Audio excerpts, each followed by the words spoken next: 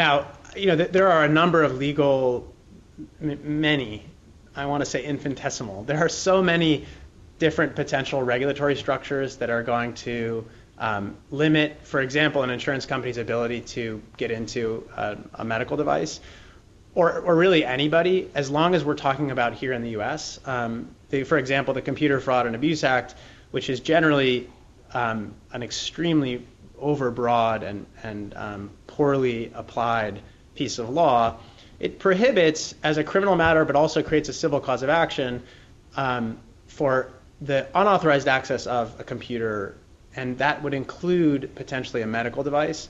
So I think you could construct pretty easily a criminal case using this extremely broad law to say that somebody who gained access to a medical device here in the U.S. has violated the CFAA and committed either a crime, or the person who was harmed could file a civil action. The scenario that scares me, so it's not to say that there isn't much more work to be done on the regulatory front here in the U.S., but there are already a number of laws that regulate unauthorized access of medical devices here in the U.S. The scenarios that really bother me, that really scare me, that seem tricky, are the scenarios that involve foreign actors or crossing one border and entering into another state. Because as you probably know from following the NSA, the debates over NSA surveillance, there are a large and pretty robust set of protections to limit the way the NSA spies on Americans here in the U.S. There are incidental collections of Americans' data, which are worrying, but pretty robust legal protections here in the U.S., almost as robust as any in the world. And there are almost zero protections for non-Americans, right? So the NSA is deploying its full powers to collect information about pretty much everybody outside the U.S. Every other state is doing the same thing, collecting information about non-citizens, right? So that means there are 192, 93 countries. You've got 192 states that want your information potentially, or want to use you as a vector for achieving some state goal.